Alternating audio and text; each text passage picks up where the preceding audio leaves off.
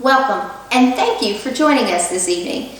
Tonight, Mason Community Players presents our Jack Valiant double feature, A Night at the Raven, and our second feature, The Disappearing Debutante. Both features were conceived, written, and directed by our very own Perry Gary. In our first film, we find Jack is trying to get to the bottom of a mysterious accident. On behalf of Mason Community Players, we'd like to thank you for your donation. Now sit back, relax, and enjoy A Night at the Raven.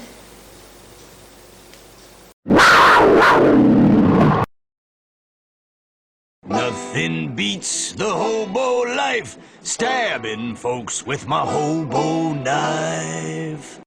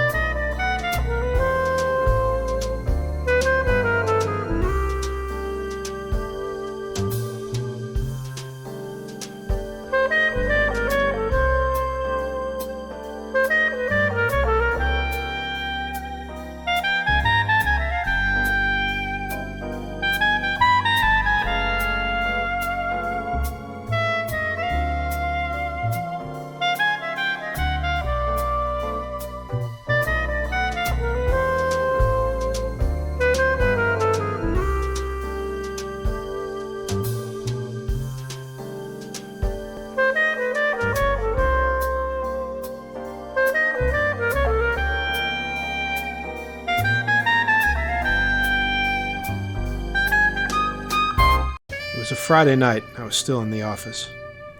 I had just finished a job tailing a husband for a suspicious housewife. Not a great job, but it paid the bills. I was getting ready to close up shop for the night when my secretary, Francine, announced an unexpected visitor.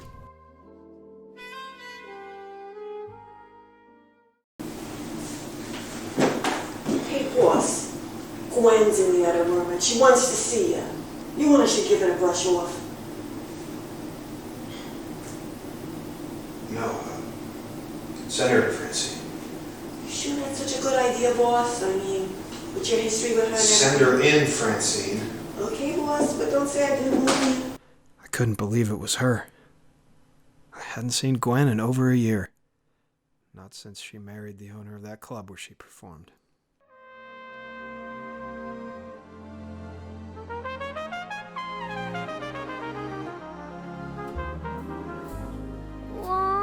She was gorgeous. Blonde hair that shined like the sun. Eyes so blue they made the sky jealous. A real doll face. But that was history. No matter how much I might have wanted it to be otherwise.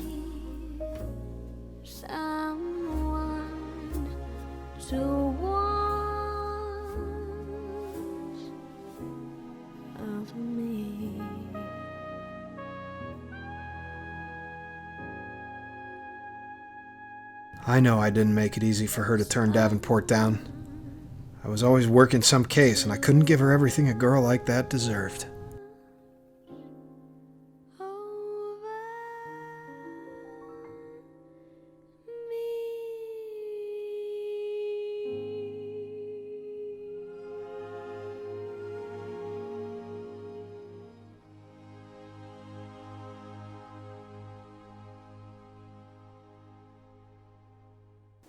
Gwen, it's been a while.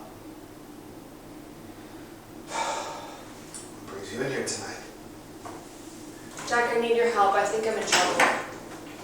If you've turned on the radio or picked up a newspaper in the last few days, no doubt you've heard about the accident my husband Hollister had a few nights ago. He was in a fatal car accident. Yes, I read about it in the paper. Police are saying it was an accident, so what is it you think I can do? Well, I don't think it was an accident at all. Why would you think that? After all, Davenport was quite the drinker, among other things. Yes, I know. I'm fully aware of his drinking. And I'm also fully aware of his philandering. You don't have to tiptoe around his dalliances. It was no secret that he didn't love me. He just wanted to have a pretty girl in his arm, and I happened to be the star of his club. You know the headline, older man marries young showgirl. It didn't take long for the novelty to wear off. But none of that matters now. I just need to know if this was an accident or if someone is responsible for this. Aren't the police still investigating? I mean, after all, Davenport was a very well-connected man. Yes, the police are working on it. But you never know who you can trust in this town. You never know whose back pocket the police may be in. I need someone I can trust, and that's you, Jack.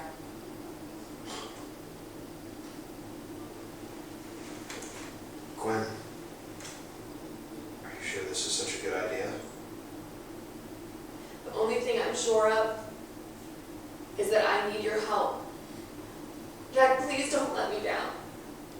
All right. Take it easy. I'm going to help you.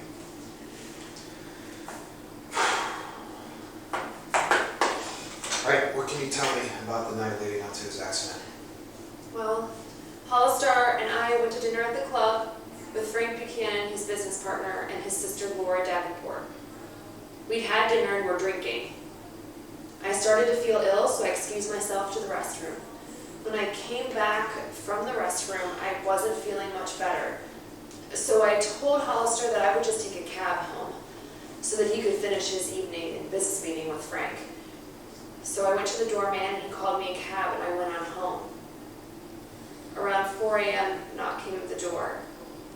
It was the police. They said that he'd been in an accident.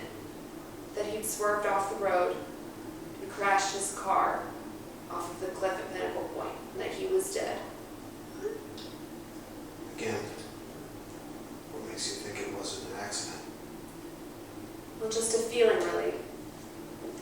But when I excused myself to the restroom and I came back to the table, Frank and Laura and Hollister, their voices had been raised, and it looked as though they were arguing.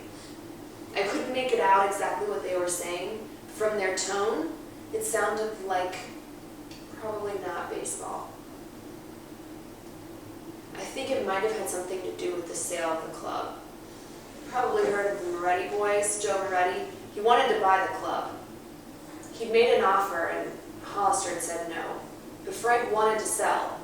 Hollister thought the club was a gold mine. He'd said many times, and many people heard him, he wasn't going to sell that club.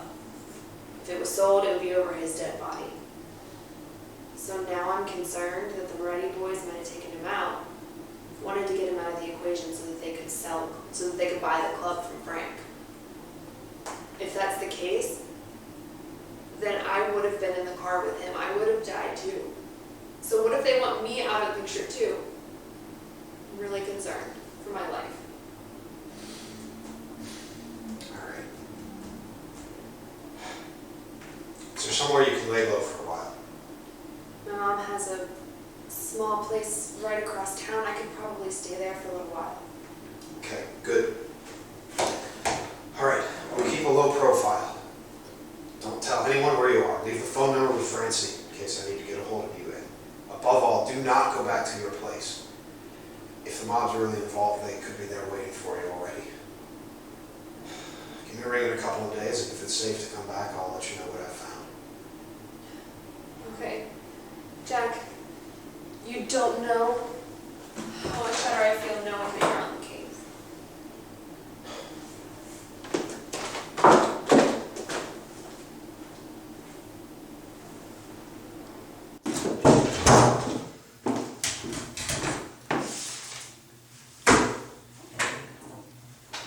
You got some noise showing your face around here. You messed him up really bad when you dumped him for Davenport. And it took him a long time to get over you.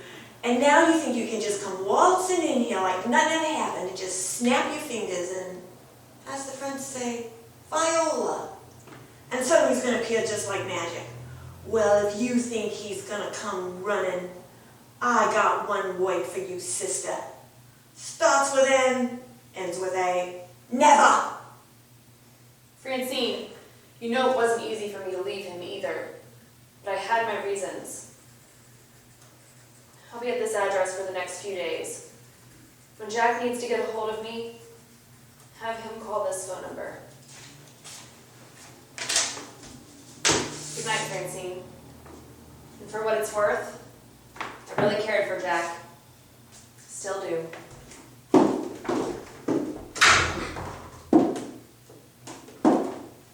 And you want to wear combat boots. I figured a good place to start was with Davenport's business partner, Frank Buchanan. He and Davenport owned a night spot called the Raven Club. I thought I'd drop by there and ask Mr. Buchanan a few questions. Mr. Buchanan. Yes? I'm Detective Jack Valiant. I've been hired to investigate Hollister Davenport's accident. You have a few minutes to answer some questions for me. I've already given my statement to the police. By whom were you hired? I'm not going to discuss my client with you. I just want to ask you a couple questions about the night of the accident, if you don't mind. Sure. He told me they were having dinner at the club and Davenport was drinking like a fish, as usual. Excuse me. I went to the ladies' room to powder my nose.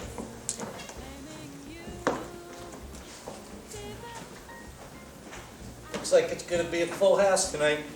That Roxy's really pulling him in. In fact, I got a call from a Hollywood agent today. He's following up on a letter he sent me a couple of days ago.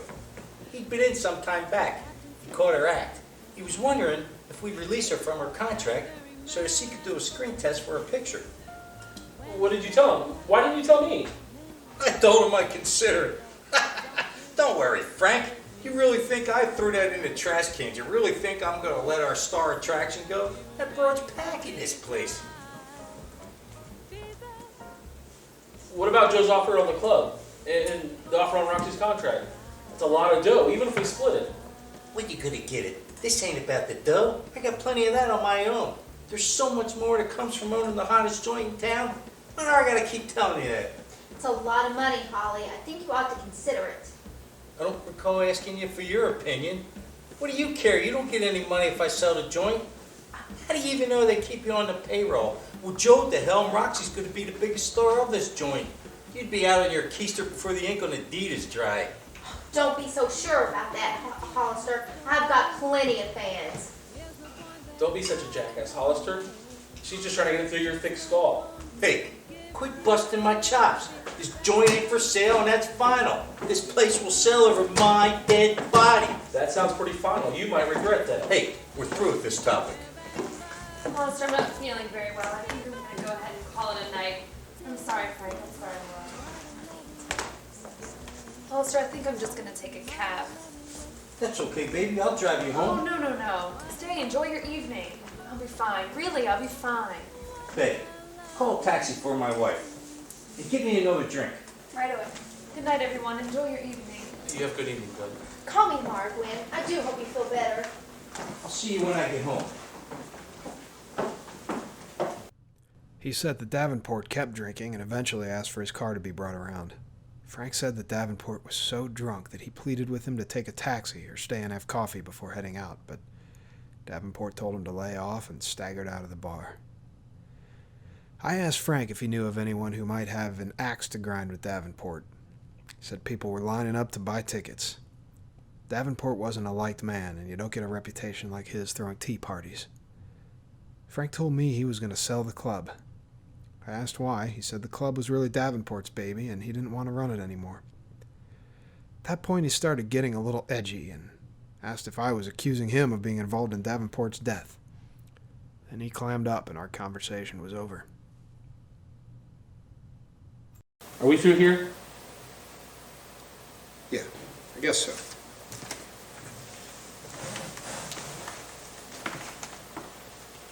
I'll be seeing you around.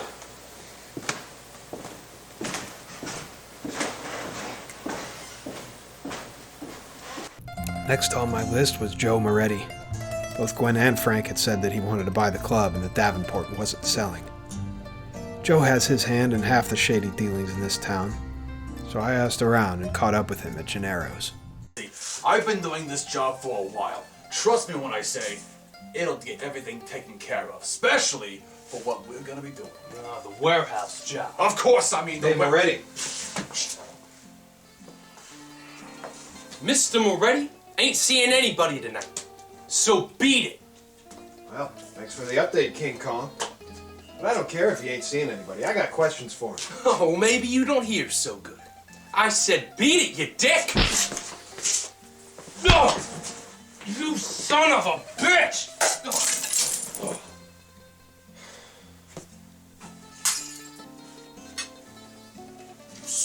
Easy. Go get him cleaned up. Sure, boss. Eddie. Valiant. To what do I owe this unexpected pleasure? Hollister Davenport, I want you to tell me what you know about the night of his so-called accident. So what would I know about that night? How would I know? Moretti, do not play dumb with me. I know you were at the club that night to see Roxy, so just spill it. I don't know how it figures into Davenport's accident, but I was at the club, as I am every night, watching my little bird sing. Never know how much I love you. Never know how much I care. When you put your arms around me, I get a fever that's so hard to bear. You give me fever. I saw Davenport at the table with his wife, sister, and Buchanan. The blonde got up. She walked back toward the bar, nodded at some broad who gave her the cold shoulder, and then hightailed it to the can. I faintly overheard Davenport, his sister, and Buchanan arguing about my offer to buy the joint, so that caught my attention. I heard something about over his dead body, but before it got too involved, the blonde returned to the table and then ended up leaving the joint. By then, Roxy had finished her set, and I had other things on my mind. Miss Carmichael! Miss Carmichael! Joe don't like people taking pictures of Roxy on his time, so Roxy ain't taking pictures tonight. Yeah, I'm just trying to do my job. Do it somewhere else, kid! My camera!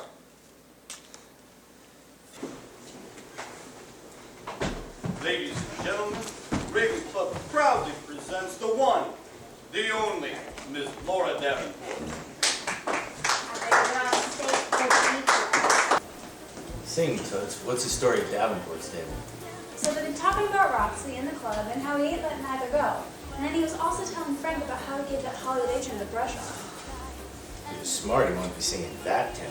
Oh, the more I think about it, the madder I get. Who does he think he is stomping all over people's dreams? That Davenport is evil to the core. He can't get back to hell fast enough if you ask me. Don't get bent out of shape, doll. Things will change. You'll get your shot at the big time, I promise. If you ask me, that blonde's pretty lucky to have dashed like that before her husband took a header off the cliff. That broad's got one hell of a guardian angel. After talking to Moretti, I thought I'd pay a visit to his girl, Roxy Carmichael. She had been performing that night, so maybe she saw or heard something that might be useful. Come in.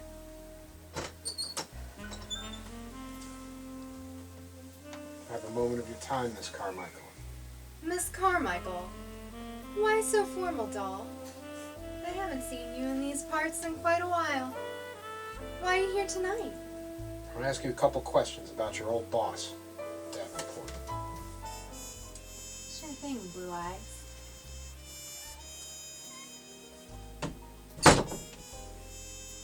What do you want to know? I'm investigating Davenport's death. I want to know the last time you saw him or spoke to him. I know he had dinner here with Frank Buchanan the night of the accident. Is there anything you can tell me about that night that might be pertinent? I remember that night. Ladies and gentlemen, the Raven Club proudly presents the siren of song, Miss Roxy Carmichael.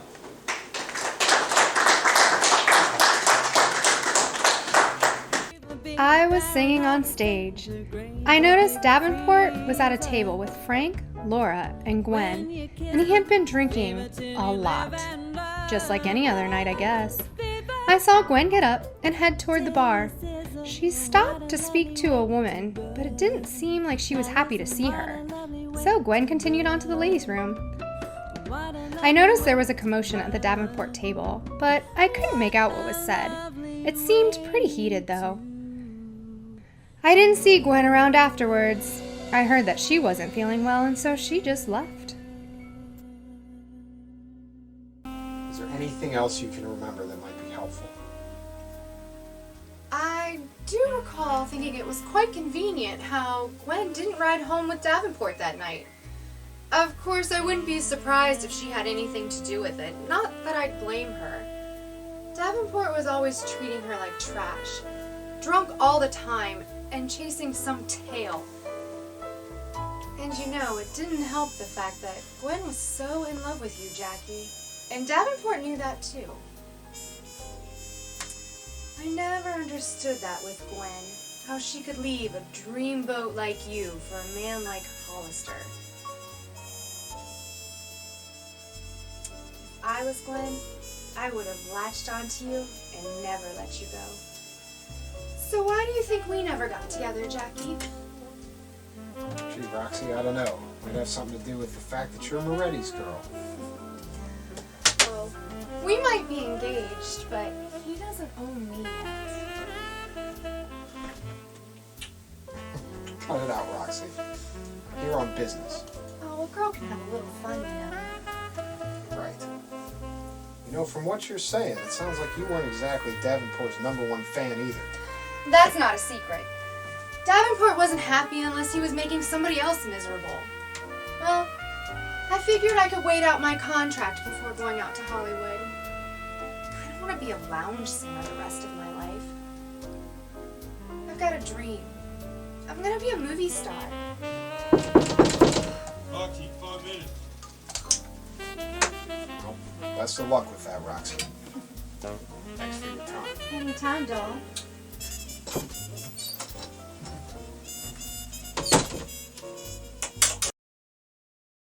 There was one more person at the Davenport table that I hadn't spoken to yet. I called and asked Miss Laura Davenport, Hollister's sister, if she would come down to my office and enlighten me on their conversation that evening. Hey, boss. Miss Laura Davenport, the sister's here to see you. You want I should send her in? Yeah, show her in, Francine. Okay, Miss Davenport, she'll see you now.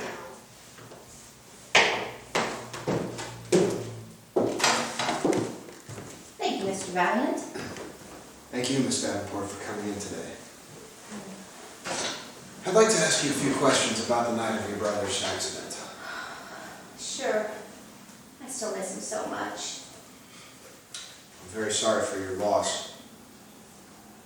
I'm trying to figure out if Hollister's death was truly an accident. You don't think it was an accident? Do you think Gwen had something to do with it? Gwen, no, I'm not suggesting that at all. Why would you think she was involved?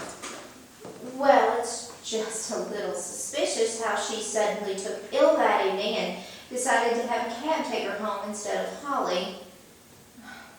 Besides, Holly confided in me that they'd been arguing a lot lately. He was even thinking of changing his will. Well, I heard that there was an argument at your table that night. Would you care to elaborate on that? Yes, you're correct. We were arguing. Holly has had a bit of a temper when he was drinking, and, well, we were trying to convince him to sell the club. Suppose he got a little hot under the collar. Sell the club? Why would you want him to sell? From what I've heard, business has been booming. Oh, yes, it is booming. It's being very successful. But the more successful the club is, the more pressure it is to stay that way. The more pressure, the more he drinks. Like I said, he has quite a temper when he drank. Moretti has been soliciting him and Frank forever, trying to get him to sell the club. He desperately wants to buy it, but Holly just won't budge.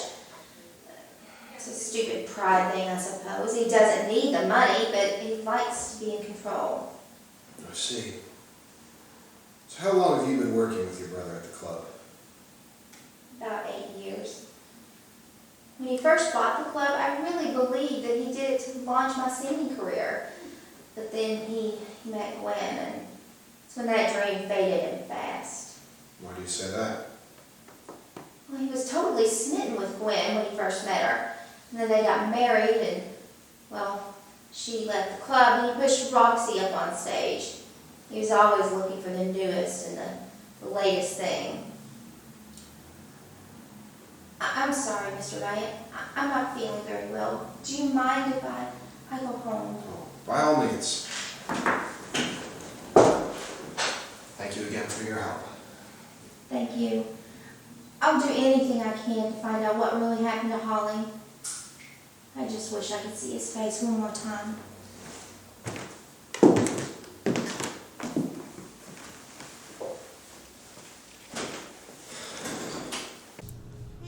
There were so many people who hated Davenport, it was like trying to narrow it down to a needle in a haystack. And one needle worried me most of all. Was it possible? Could Gwen have killed Davenport? Did she work with someone else to tamper with the car, or was it just a coincidence that she left separately? My head keeps telling me it's more than a coincidence, but my heart is asking, how could I be so wrong about her? It's gnawing in the pit of my stomach. Something just wasn't fitting into the puzzle. As much as I didn't want to push forward on this scenario, I needed to talk to Gwen to get some answers.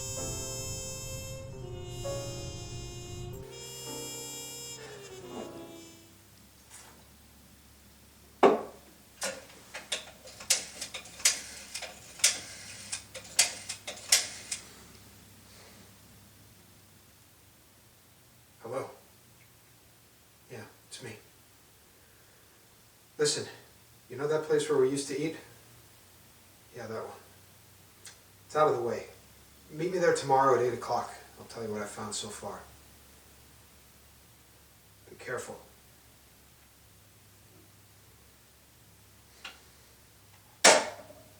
Were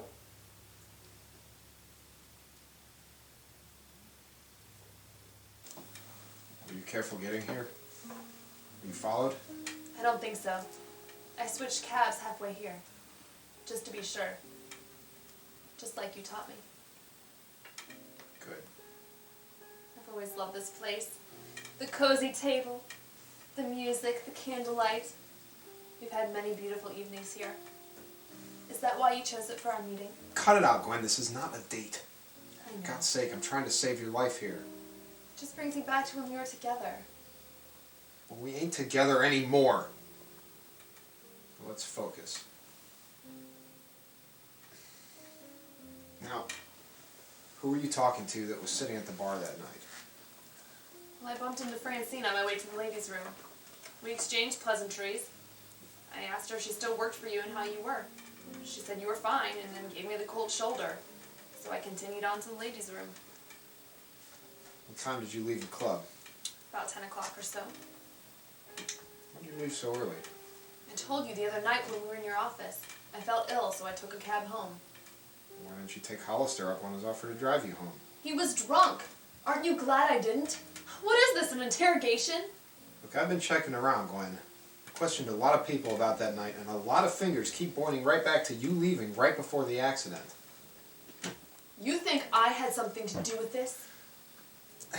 I have to look at this objectively. Did you have means? Yes. Did you have the motive? Yes. Opportunity? Yes.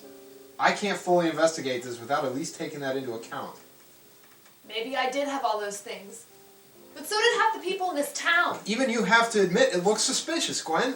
Now, if you know something, just tell me. Maybe we can figure something out together. If I had something to do with it, why would I have hired you to investigate the case? I'm incapable of hurting anyone, even Hollister. You know me, Jack. I thought I knew you, but after all, I thought I knew you 2 years ago when you stopped loving me and ran off to marry that man. I never stopped loving you. Before you judge me, let me at least explain. You don't know the whole story. Okay. Okay. Calm down.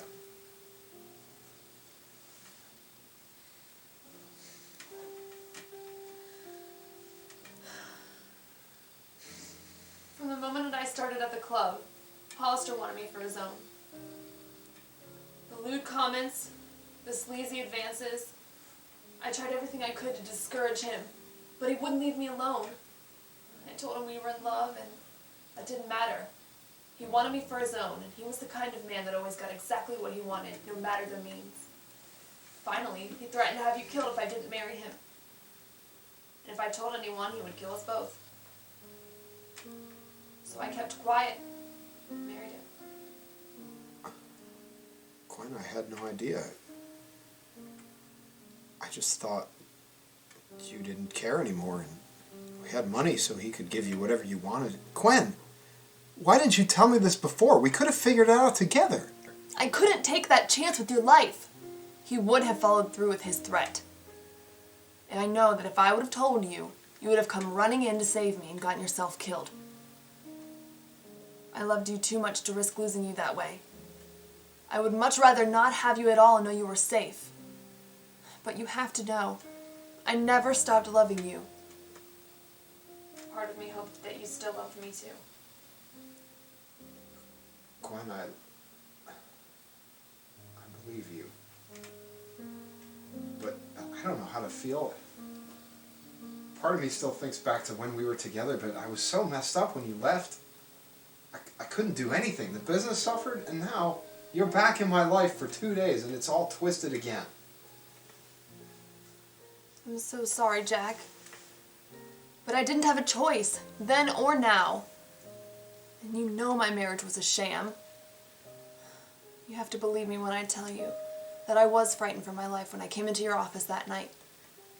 And now I'm even more frightened for my life if you're not in it. Let's leave tonight. Let's pick up and go someplace where it's safe, far, far away from here. I've got more than enough money for us to start over. Gwen, I have to admit I still care for you, and I've never been as tempted as I am right now. But I need to get to the bottom of this if we're going to be together. I don't want to have to be looking over my shoulder. I want to be with you, not on the run with you. I know, but you couldn't even begin to imagine what it was like when Hollister made me give up my dream of being with you forever. If there's even the slightest chance that this could come true, I don't want to wait. Just a second. What? I just had an idea I want to follow up on. Can you go back to your mother's house for tonight? I'll let you know if I find something. Haven't you heard a word I've said? I love you. I've heard every word you've said. That's why you need to go to your mother's house now. I have to get to the bottom of this. Please stay with me tonight. I'm sorry I got you involved in the first place. It's too dangerous. Stay.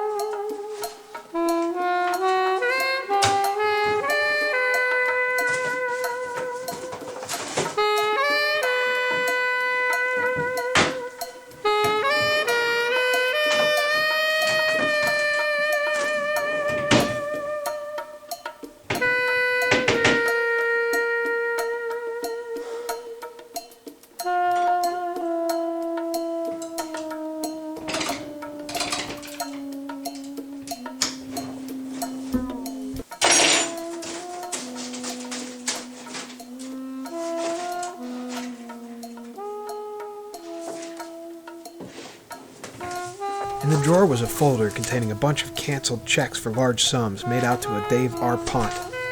The last check was from about 2 weeks ago. There were also copies of Davenport's and Gwen's insurance policies. They also listed Mr. Pont as a beneficiary. And Davenport's will. Again, beneficiary Dave R. Pont. Davenport.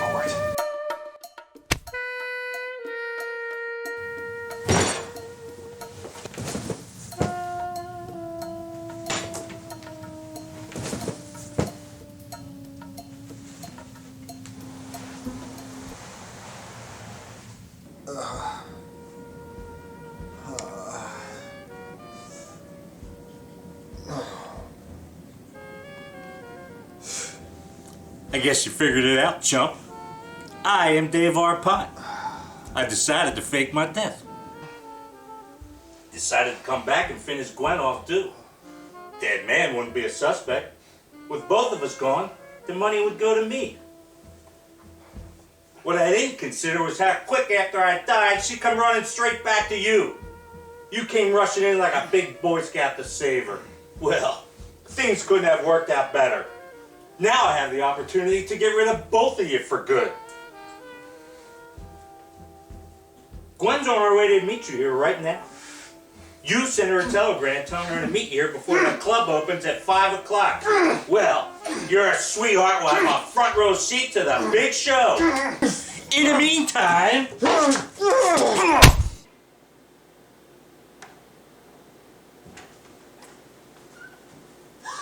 Hi, Gwen.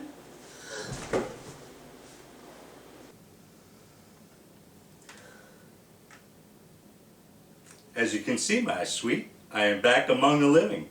Miss me? How is this possible? It wasn't my body in the car that night. I replaced it with some poor schmuck I offered a ride to and then off.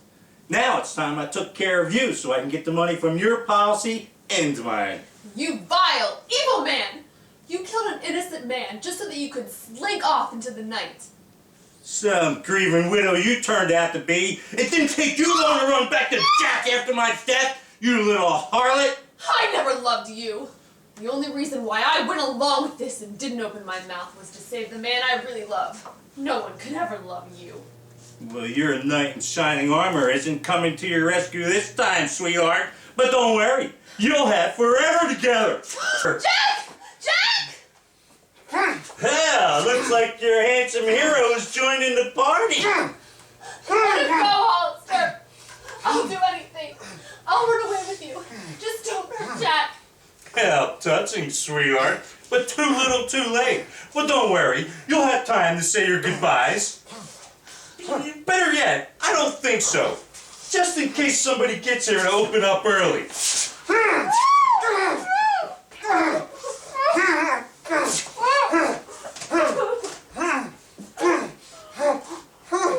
Looks like you two lovebirds are gonna die in a tragic boiler accident. How unfortunate. Sorry I can't stick around, but I gotta scoop.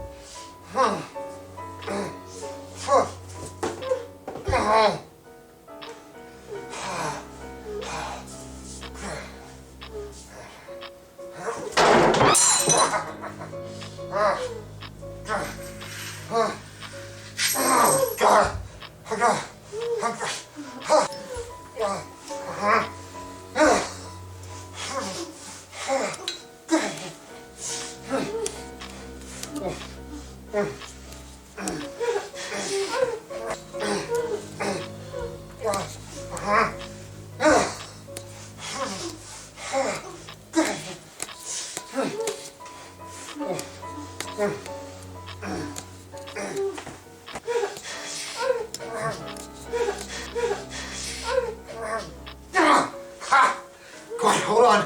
Hold on. It's okay. It's okay.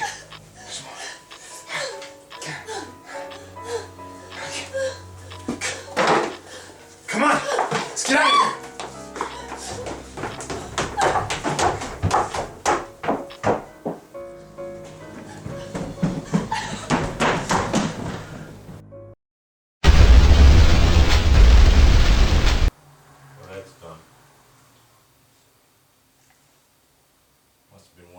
Explosion.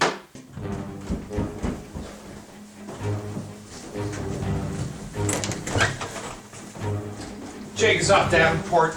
Looking for this? I took the liberty of lifting it from you when I dragged you to the basement.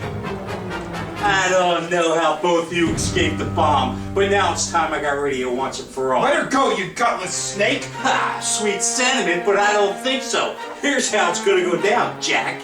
You figured out that Gwen killed me. You followed her to this apartment to confront her. She shot you, you shot her, you both died. How tragic.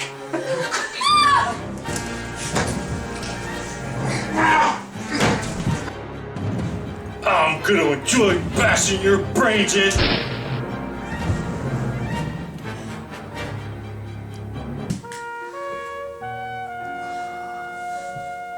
Jack, are you okay? I'm so glad.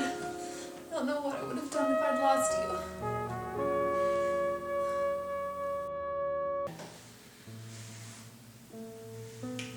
I can't believe after all this time, I'm free to be with the man I really love. I'm so sorry for all the time we've missed together. Let's just pretend Davenport never happened and pick up right where we left off. I think it's that simple, Gwen. Some things have changed, but others haven't. I'm never going to be rich like Davenport. I'm never going to be able to give you the things that you want. Don't you see, Jack? It's not about the money. I married Davenport to keep you safe. You've always been the most important thing in my life. Just wanted you to be safe. Well, that's just it, Gwen. I'm still a detective. I still have a job to do. That job sometimes involves me being in dangerous situations. It's not going to change, and it came between us before. Who's to say that it won't again? What are you saying, Jack? Don't you love me? Of course I love you. Never stop loving you. I just need to know that you're okay with me as I am. Am I ever going to like being worried about you? Tailing shady characters and chasing thugs? No. But that's who you are, Jack. I realize that now. As long as there are bad guys out there, there's going to be good guys trying to stop them. And that's you, Jack. One of the good guys. That's just another reason I can't help being in love with you. It's not about money or things. I just want you in my life. Well, you say we talk about it a little more over dinner. Valentino's? That sounds great. Just need to freshen up. Do you have a mirror? Francine's got a whole 5 and dime in her desk. I'm sure there's a mirror in there somewhere. Thanks, sweetie. I'll be right there. Just gotta get my coat and hat.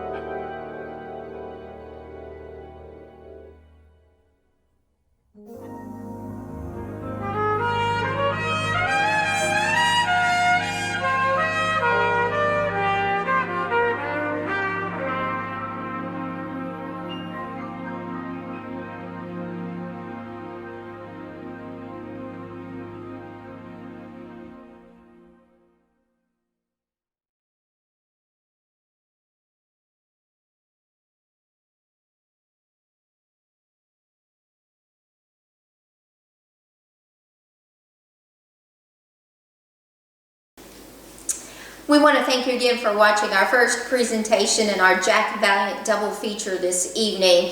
And as you can see, I have been joined by Perry Gary, the person who conceived this idea, wrote, and directed it. Thanks for joining us, Perry. Well, thank you for having me. You're quite welcome. Your fans have asked us to ask you a few questions, if that's all right. Sure, that sounds great. Okay, perfect. One of the questions that your fans wanted to know was, what made you decide to become a part-time filmmaker? Well, I had an interest in learning how to edit video, specifically on the computer. And in order to edit video, I realized you have to have video to edit. That is true, yes. And in that, I realized with a camcorder, if I wrote a screenplay, I have access to an amazing talent pool of actors through Mason Community Players and my years of experience with them and the friendships, and I decided to do this as a fun project. And it turned out to be such an enjoyable experience. I can't put into words how fun it was to do. Well, we certainly are enjoying watching the films this evening, so I can tell you that, yes. The second question that we had, you do your film in a version of a film noir. And what made you decide that film noir was the way to go? Well, I've always loved that genre of film, especially based on that era of history. The late 30s, 40s, early 50s, especially when film noir was at its greatest. One of the reasons I chose it specifically was that it lent itself to the ability to do things a little more inexpensively, because the basis of film noir, as many know, it came about in the 30s when we had several French and German directors that were coming to America, and they were trying to break into the business and didn't have huge budgets. And film noir definitely lent itself to more budget-friendly filming processes. And therefore, as a first-time filmmaker, I decided that might work for me as well. Although, you know, doing it in a period style does present its challenges. But I wasn't very rigid on that. I wanted to keep it as period as possible, but I didn't really sweat if, a three-pronged outlet made it into the film. Of course. And the film noir is such an interesting genre because a lot of the shooting, a lot of the imagery has to do with light and shadow and dimension. And I think that adds a little something to it as well, don't you? It does, from a mystery standpoint, suspense standpoint. If I had to really categorize the movies that you've watched and will be watching, they're not rigidly film noir in that you'll notice they are shot with some differing angles, but they also use a different editing process. So much of film noir was from start to finish one shot on the camera as opposed to cutting away. That wasn't really a big thing until afterward. But I really kept it more in the vein of what I would call the old detective serials from the 30s and 40s, with a noir bent or a nod to it. But it's not strictly a noir. Okay, that's fascinating. Something a little more about you. You're known mostly for your stage work, both singing and acting, dancing a little bit as well, and directing a stage show, a USO show a few years ago. What can you tell me as far as your experience was different from directing the USO show and being in other shows with the MCP versus doing this on being the director on the other side of the camera and actually doing a film? Well, one of the things I noticed very quickly as a difference in film and stage. On stage, when you make a mistake, there is no yelling cut. That's true. You move on, you figure out a way to cover, and you go on, and hopefully the audience doesn't notice. In filming, we have the luxury of being able to call cut, reshoot it, and edit it. Therefore, you can put together the vision that the audience is going to see. One thing I can definitely tell you is there is so much more rehearsal that's involved in theatrical acting as opposed to film acting. Because of that very reason, you can't yell cut. With the movie, it was very nice that I could send the script to the actors. Right. They would have their lines ready and they would be ready to go. And when we showed up on set, we would shoot. And as you all know, many of you who've done theater, it takes months of rehearsal to get it down. So. Right. Okay.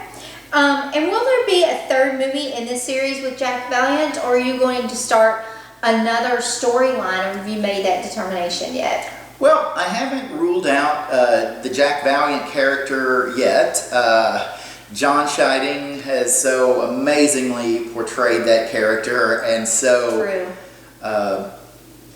and just has had the most amazing amount of patience and with the timing of it. We all because we know everybody with schedules and everybody's involved, and we're doing this for fun. Right. Nobody's a paid actor in this. And since we are doing it for fun, you work around other people's schedules. And that is one of the reasons why it's taken quite a while to get this vision to the screen. With that said, I'm not ruling out doing another one. But I might also start exploring other avenues as well. Now, with the other avenues, if you do that, will it be kind of a film noir, or are you going to move into a new genre of something, or you like to stay within the film noir? I'll probably continue doing some things in the vein of the noir, the detective serial, reporter serials. One other item I have explored an idea for is doing something more in a supernatural vein as well. Okay, interesting. We'll be on the lookout for whatever's next from you, okay? Thank you. You're welcome, and thanks for joining us tonight, answering some of our fans' questions. Well, we thanks appreciate for it. having me. Well, you know, where else you gonna go? We both live here. I know. We hope you enjoyed our first film this evening. And on our second feature, we find Jack called upon to investigate the disappearance of an old friend's daughter in The Disappearing Debutante. Once again, we'd like to thank you for your donation this evening. And if you have enjoyed these films and you love live theater, please consider becoming a patron of the Mason Community Players. Real live theater happens in Mason because you care. Once again, we invite you to sit back, relax, and enjoy The Disappearing Debutante.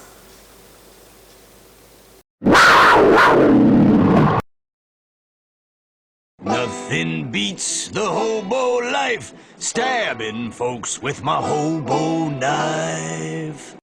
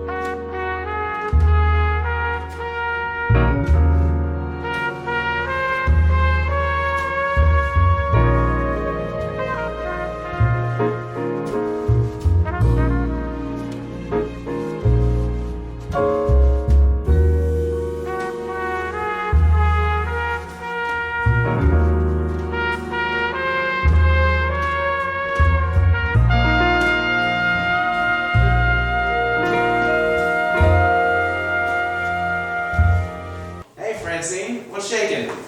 Wedding. Is Jack in? Yeah, he's in a conference with Gwen right now, but go on in, Dawn. All right.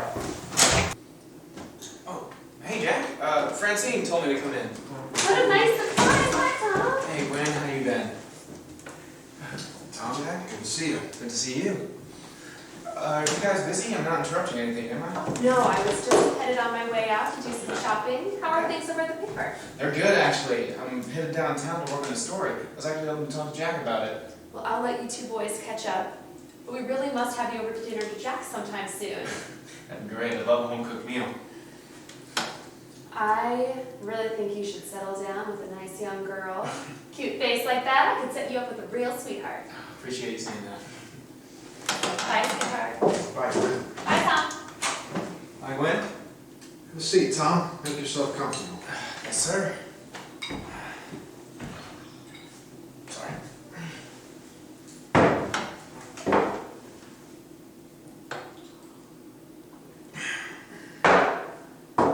So what's the story you're working on? I've been tracking down a story about corruption on the city council. I have a tip that a certain member has been on the take. He's been exchanging votes and contracts for bribes. My source tells me that all the handoffs have been happening down on that mission on River Road. Yeah, I know the place. St. Patrick's, right? That's the one. I'm heading down there tonight, see if I can find anything shady. No, that's kind of a seedy area. If you're going to be down there alone, why don't you just check in with Francine every couple hours, make sure you're okay. You know, I really hear it from her if I'm on a stakeout and don't check in. I I'd be in serious hot water if anything happened to you. I certainly will. I would not want Francine angry at me either. Oh, by the way, I'm gonna need to ask you something. Hey, you boss. You had a call on that case you're working on. You want us to take a message? I better be off. Thanks for the talk. What were you going to ask me? Nothing important. I'll catch up with you later, Jack. Good seeing you. All right, Francine, put him through. Okay, you're the boss, applesauce.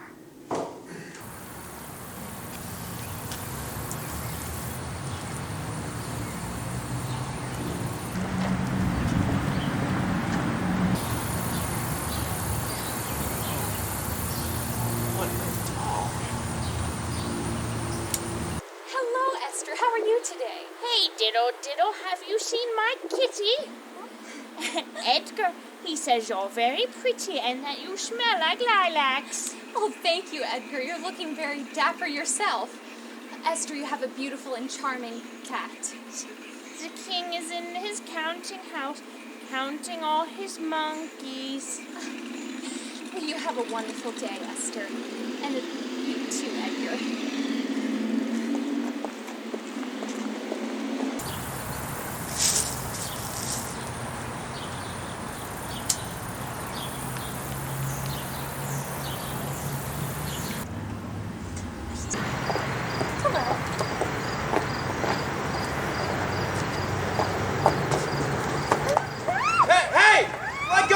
Take care of the girl, I'll take care of him. Oh, Edgar, Willicott. Oh, no. Oh, no. Oh, no.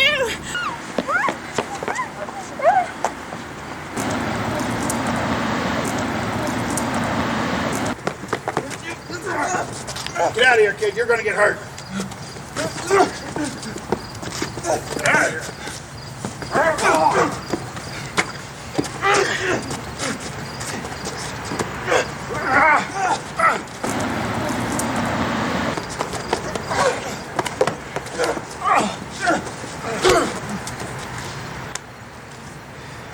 Get this bum in the car.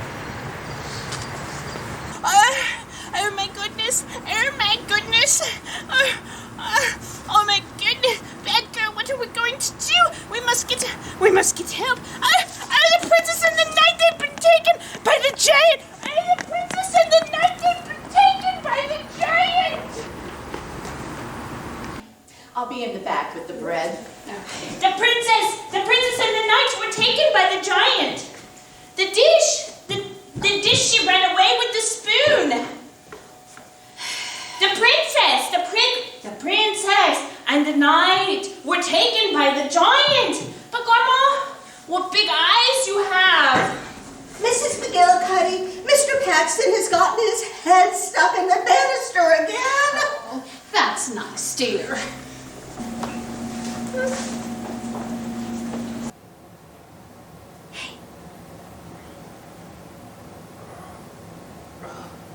Hey, are you okay? I've been better, but I'm okay. Are you okay, Miss? Vandenberg, Grace Vandenberg. My name is Tom. It's a pleasure to meet you, Grace. I'd stand up, but I'm a bit tied up at the moment. This place scares me. Where do you think we are? I don't know, but I think we're about to find out.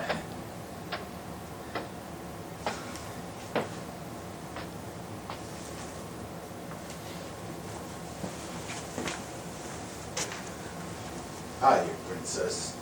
Who are you? Why do you want with us? The more appropriate question is, what do I want with her? How are you, Gracie? How do you know my name? Your father and I go way back. You could say I'm a friend of the family. Why are you doing this? Well, your father took me away from my family. He locked me in the joint when my family needed me most. I had a little girl who had a smile that could warm the world. And while I was rotting in the stir, she and my mother took a fall down them stairs and died. Your father took me away from my family. Hey, stop yelling at her! You need to learn to keep your mouth shut and keep your nose out of the places that don't belong. Big tough guy, huh? Kidnapping a young woman. Why don't you untie me, you coward? You ain't too bright, are you, kid? No! Stop it! Stop it! Leave him alone! I see. It looks like Princess has a little soft spot for her prince. Maybe you'd be worth keeping around for a while. But I am getting tired of all the conversation. Don't you dare lay a hand on her, you snake! Damn it!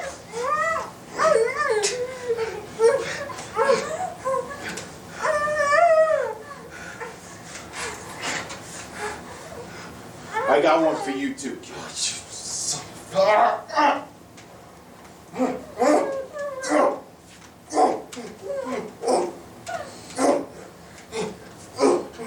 You ain't gonna learn, are you, kid?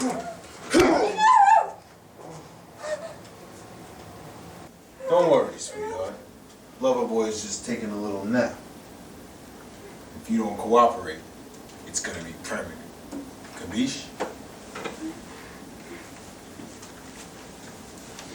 Hey, did you take care of that thing? The note has been delivered. I left it right on the front door. Good. Hiya, doll. Oh, now is that any way to act, Peaches? We're gonna be friends for a while, so lighten up. Hey, leave the broad alone. Come on, we got plans to discuss.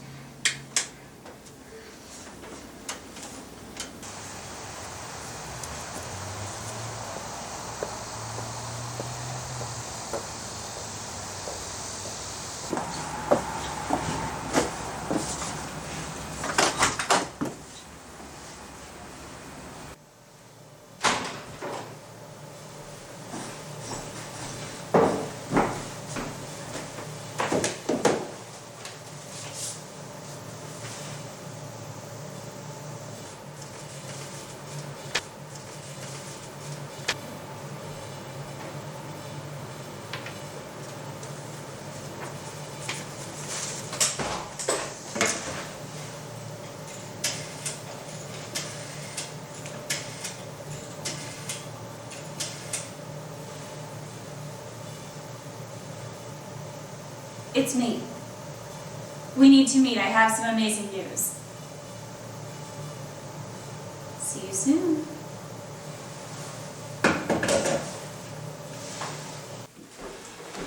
What's this amazing news? Grace has been kidnapped. How fortunate. Fortunate? Is she okay? Who cares? We're never going to see her again. And we have to take advantage of this golden goose that's just landed in our laps. What do you mean? No one else has seen the note. So we are going to retype it and change the drop location. Arthur is going to pay a fortune for Grace's safe return. But when the kidnappers don't get their money... Then they take care of Grace for us. And I get the entire estate when Arthur takes his dirt nap. That's genius, doll. We'll be rolling in the lettuce. You know it, baby. So, how much was the ransom note? 500,000. And I think that's a perfectly acceptable amount. Welcome to Easy Street. Now, where should we move the drop location to? It needs to be somewhere secluded, but not so much that it draws suspicion. What about that construction site on Observatory Avenue? It's deserted on the weekends, but it's just close enough to town to blend in. Sounds like a great place. And besides, that way, if anyone approaches you, you have the perfect alibi. You were there doing some landscaping. That's genius, doll. That'll work perfectly.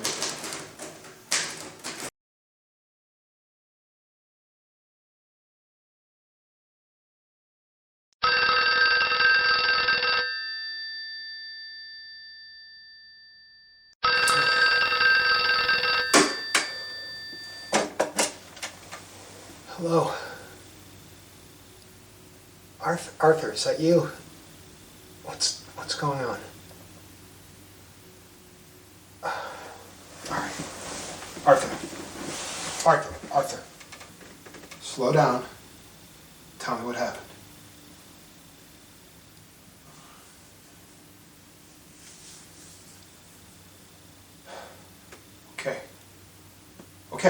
Okay. Meet me at my office in 15 minutes.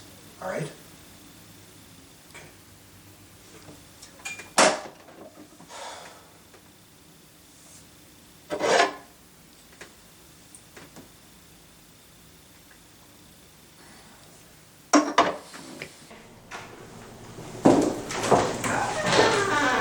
It's good to see you again. Sorry it had to be under these circumstances. It's great to see you too, Jack. It's been a while, I guess. Well, since your father's funeral. Well, he was a wonderful man, and one of the best. Oh, by the way, this is my wife, Veronica. Good evening. It's a pleasure to meet you, Mrs. Vandenberg. Nice to meet you too, Jack. Please call me Veronica. I feel like I know you after all Arthur's told me about knowing your father and you since you were born. Well, how are you two holding up? Please, have a seat. Well, I'll tell you, Jack. I would love to get my hands on the monsters who did this, but honestly, my main goal right now is just to get Gracie back, whatever the cost. Now, I'm going by the bank tomorrow morning to pick up the ransom money. They scheduled the exchange 2 days from now. I thought I'd get you on the case, just see maybe if you could track her down before then. But honestly, I just want to get her back safely. The money's not important. These people are animals. Who would do this to Gracie? She's such a beautiful young woman. That's what I'm going to find out. Art, can I see the note? Yeah, I've got it right here. There you go. Oh, they left it on the front porch. Veronica found it when she came home yesterday. I was out of town on business. And I got home really late, so I didn't get back till then. And, well, by the way, I got a picture of her. That was taken about a year ago at Veronica's and my wedding. Well, she's grown into a lovely young woman. Tell me, do you know where and when she was last seen? Well, she works at a soup kitchen down in the Mission District, and well, I guess neither Veronica nor I have seen her since then. She was there the other night, I guess the evening before last. We just assumed that she came home late and left early in the morning as she tends to do from time to time. I feel like somehow I'm responsible. No, Mrs. Veronica. It's not your fault. You couldn't have known. Calm down, honey. Look, Jack's the best. He's practically family. If anybody can track her down, it's this guy. He's part bloodhound. One thing that will help, when you get home, try to put together a list of any potential enemies she might have had. For now, the most important thing is for you two to get home and try and get some rest. I'll go down to the mission first thing in the morning, see what I can find out. You're so kind, Jack. Good night, Jack. Thank you so much, and thanks for coming out late at night like this. My pleasure, Art. I'll stop by in the morning after I go to the mission and get that list ready. Thanks.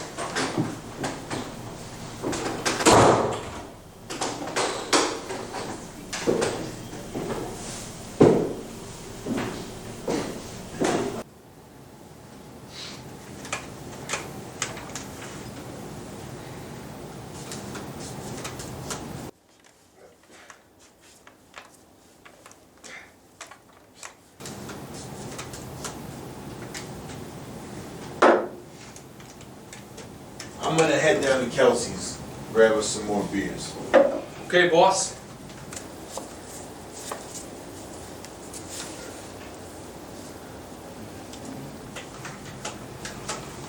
Do me a favor.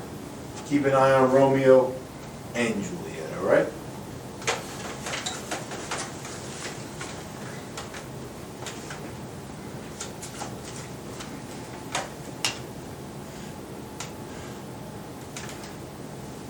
Peaches. I see you're starting to come around. You know, I think we could have a real good time if you just lighten up.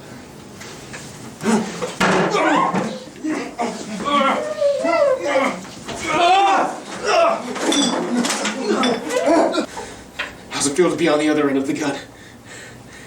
I don't know, kid. Why don't you tell me? Yeah, try hanging on to this time.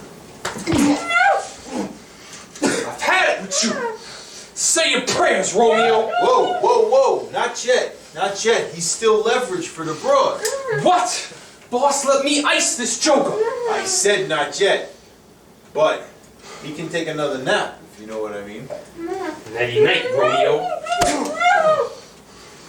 And tie him up real good this time. Make sure he can't get free.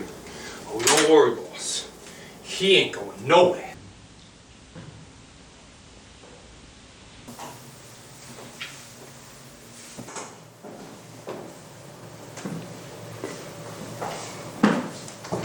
Please excuse my tardiness. I was just discussing some plans I had for landscaping with the gardener. There was one on the list who was recently released. Now, the case was years ago, but as I thought about it, it was a particularly ugly case. And he was especially angry with me when I sentenced him. I'll take a look into it. Excuse me, Mr. and Mrs. Vandenberg, but I was just checking in, wondering if there's anything else I needed to do before I leave. Can you think of anything, dear? I can't think of any other jobs that need to be done right now. Well, thanks, Rex. I think we're good for now. Okay, have a nice day. I'm Mrs. McGillicuddy. I work here at the mission. And you are? Valiant. Jack Valiant. Oh, Mr. Valiant. Well, how can I help you? Do you know this woman? Why, yes. This is Grace Vandenberg. She volunteers here at the mission. Oh, she's so sweet. Is she in some sort of trouble? I'm afraid she was abducted 2 days ago right outside this mission. I was hoping you might be able to tell me anything you might know about it. Oh, Jesus, Mary, and Joseph. Who would do such a horrible thing? Oh, Grace is as sweet as the day is long. So that's what I'm trying to find out. All you the king. Mr. Valiant, this is Esther. She's one of our regular visitors. Well, pleasure to meet you, Esther. How do you do? Are you the king? I don't think so. Why do you ask? Well, I thought you were here for the princess. Princess. Yes, the princess and the knight were taken by the giant. Princess and the Knight. Esther, do you mean Grace? Yes, yes, the princess. The princess and the knight were taken by the giant. Oh, Mr. Valiant. Esther was trying to tell me this the other day, but I thought it was one of her fantasies. Oh, I'm so sorry I didn't understand. Calm down, Mrs. McGillicuddy. You couldn't have known. Esther, who are the knight and the giant? The princess and the knight were taken by the giant.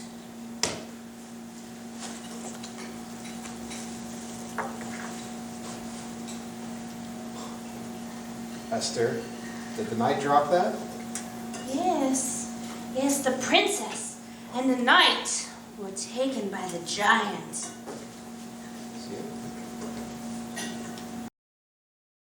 After a lengthy discussion about how she was widowed by her husband after he lost their life savings investing in Polish war bonds, I convinced her to take me to where she found Tom's camera. Is this where you found the camera, Esther? Yes, yes, this is where the knight dropped it when he battled the giant.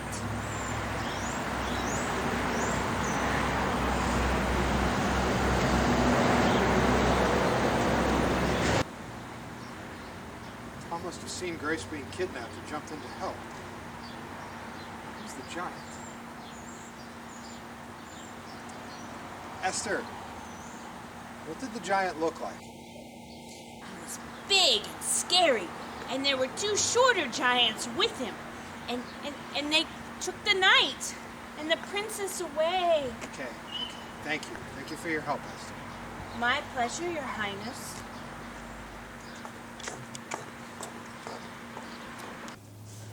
I told you, Mabel. He's stepping out on us. Francine.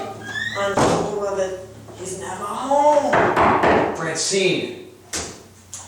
Can you hang on for a second, Mabel? The boss is about to blow a gasket or something. What? If you could quit your busy hen squawking for a few minutes, I need you to do some actual work. Okay, boss. Okay. Gotta go, Mabel. Talk to you later. What can I do for you, boss?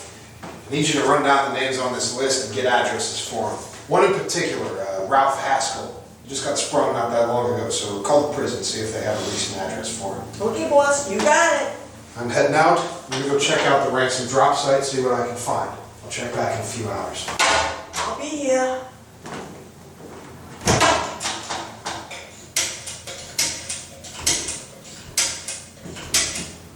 Okay, Mabel, I'm back. He's gone now.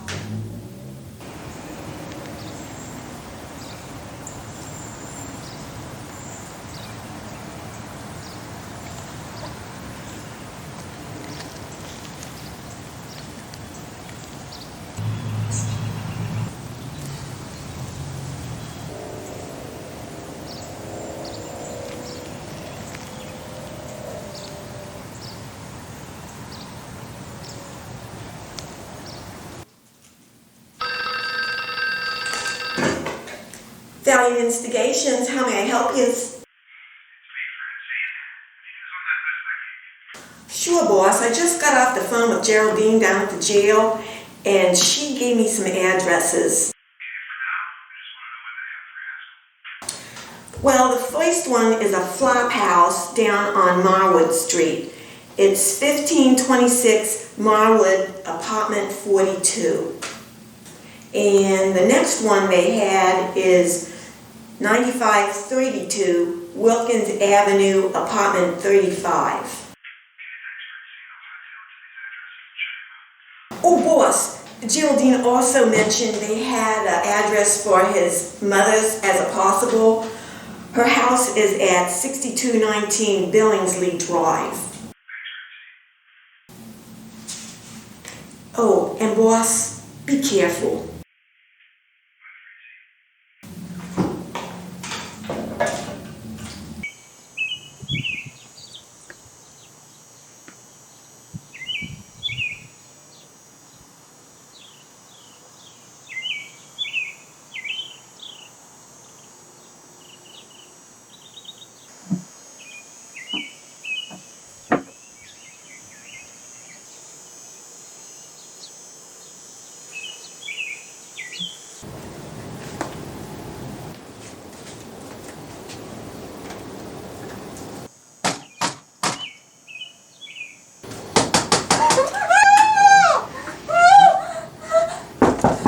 Go see who's at the door.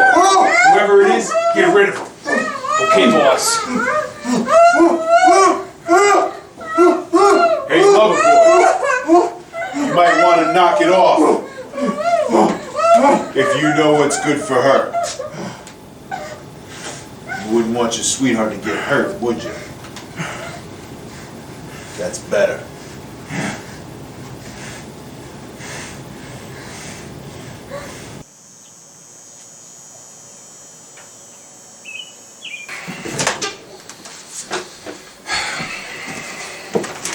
Hello, can I help you?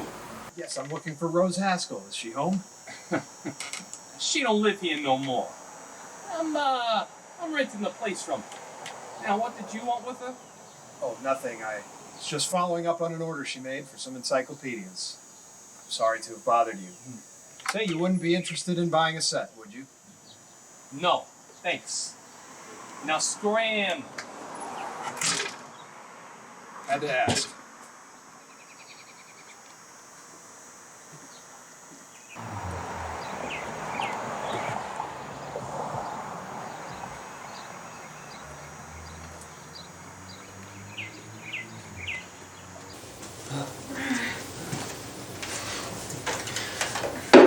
So who was it? It's just some joker selling encyclopedias. I gave him the brush off. Good. We don't need no traffic around here so close to the drop. Speaking of the drop, why don't you head down to Hawthorne Park and scope it out? See any coppers down there?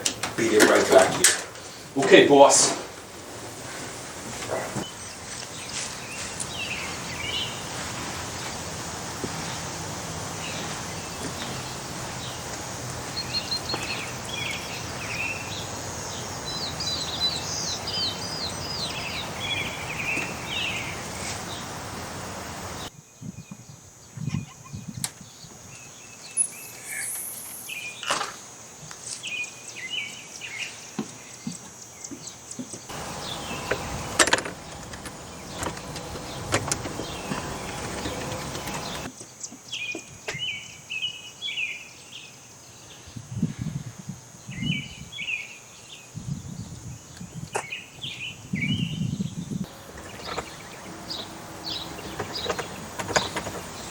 Hands up, Joker.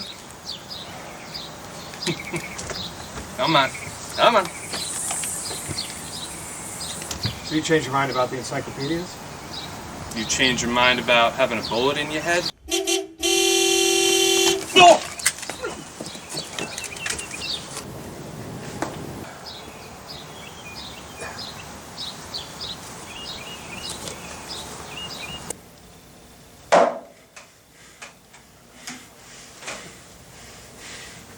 All right. right, sweetheart. It looks like it's time for you and me to take a ride down the park and get my money.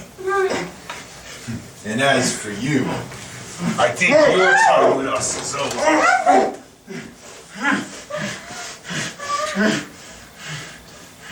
Oh no!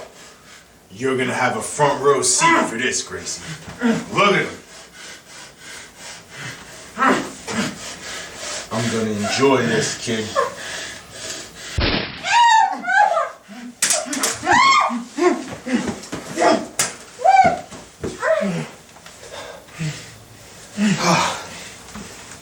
Gracie, you all right? Yes, thank God you got here in time.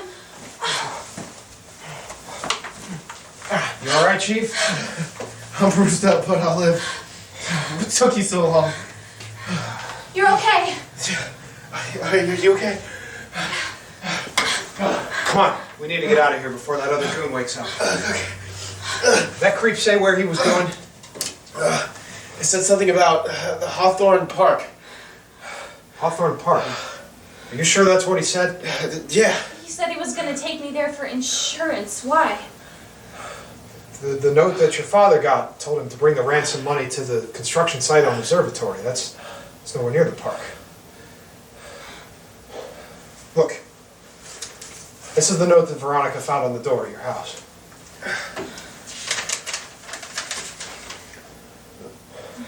What's wrong? This note is odd. If I didn't know any better, I'd say it had been written on my typewriter at home. Why do you say that? Look, the V in Observatory is dropped. My typewriter does the same thing. I think I see it now. See what? Come on, let's go.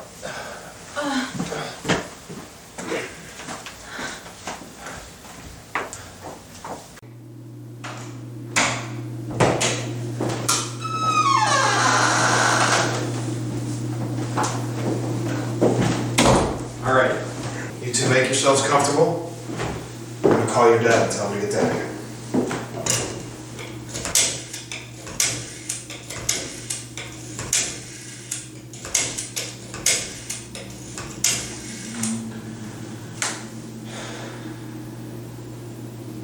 Arthur, it's Jack. Are you alone? Okay, good. Grace is here and she's safe. Yeah, okay. Now I need you to come down to my office alone. I have some details about the case that I need to share with you in private. All right, I'll see you soon. Grace! Oh. Are you okay? Yes, I am, Daddy. Thanks to Jack and Tom. Tom. Thank you, Tom. Jack, thanks so much. Grace.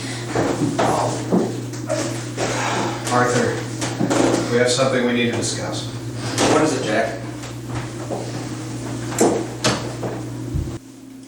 Well, I hate to be the bearer of more bad news, but I'm pretty sure Veronica's having an affair with Rex. If I had to guess, I'd say they thought this was a good way to get some quick money and skip town. Well, I can't say I'm surprised about the affair. I can't believe that you would endanger Gracie this way. Well, I have an idea. We can test my suspicions, but I'm going to need you to play along. It's going to take some serious self-control. You can't let her know that we're onto her. Well, that's not going to be easy, but I'll do it. If she put Gracie in harm's way, God help her. I'm serious, Arthur. She cannot know that we're onto her, or this whole plan will blow up in our faces. Whatever you say, Jack. All right. I'll fill you in on the way to the car. Great. Tom, thanks again for everything you've done. Grace, I need you to stay here for the time being. Tom, keep an eye on her. Gotcha. Okay, Jack. Daddy, please be careful. Jack, do you have any bandages and alcohol? I'm going to try to clean Tom up. Check Francine's desk. It's like a regular Woolworth's in there. All right, come on.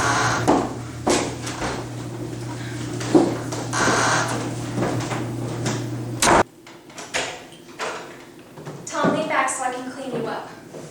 Yes, ma'am. Now, let's take care of you. You got pretty banged up.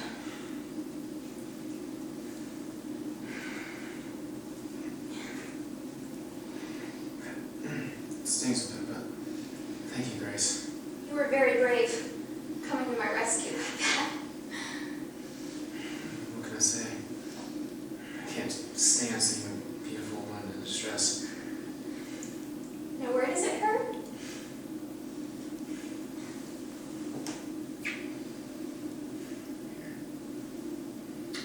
And also,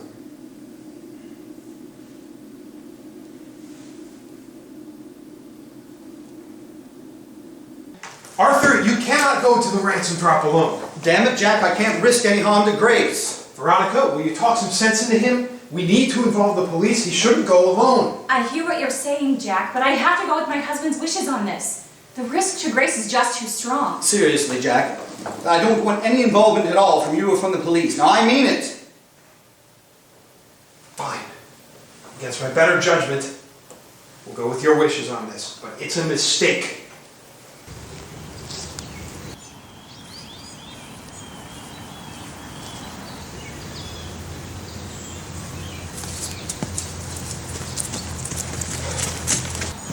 Put it down, Rex. Hey, freeze! What the hell is going on? The jig is up. I don't know what you're talking about. I just found this while I was clearing the site. I was going to turn it into the police. Breath. We know that you and Veronica were involved in Grace's kidnapping. You're out of your mind. I'm innocent. Yeah, lover boy. We'll hear it down at the station. After being interrogated by the police, Rex tells them everything in order to beat a federal kidnapping rap. He admits that they didn't actually kidnap Grace, but hijacked the ransom note from the original kidnappers. He tells them he's supposed to meet Veronica at the train station, and they'd be heading to Mexico with the money. Since Rex may be a little busy, I'll keep his appointment for him.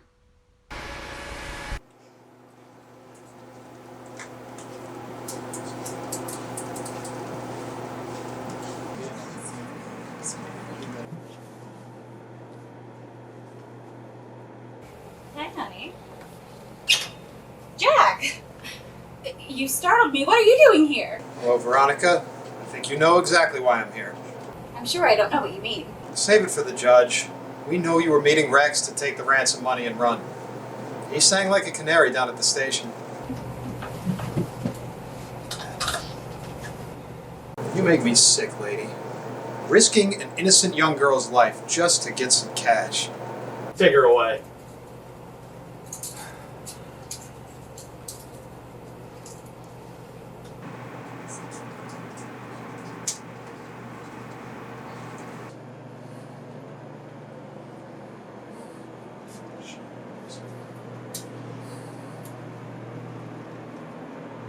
Hey, Veronica, Mom.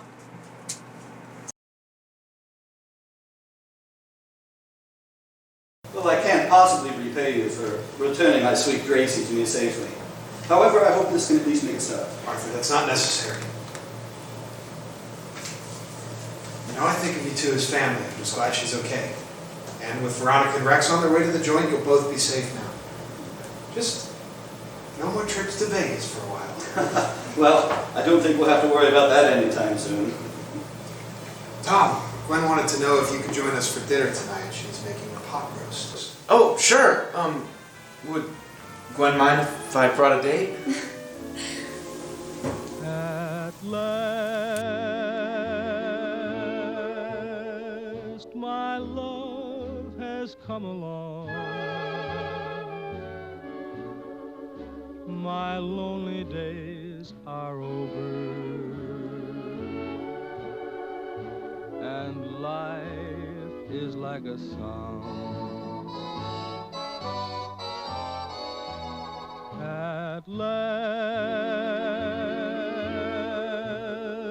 the skies above are blue. My heart was wrapped in clover the night I looked at you. I found a dream that I can speak to, a dream that I can call my own. I found a thrill to press my cheek to a thrill I've never known. You smiled, and then the spell was cast, and here we are in heaven, for you are mine at last.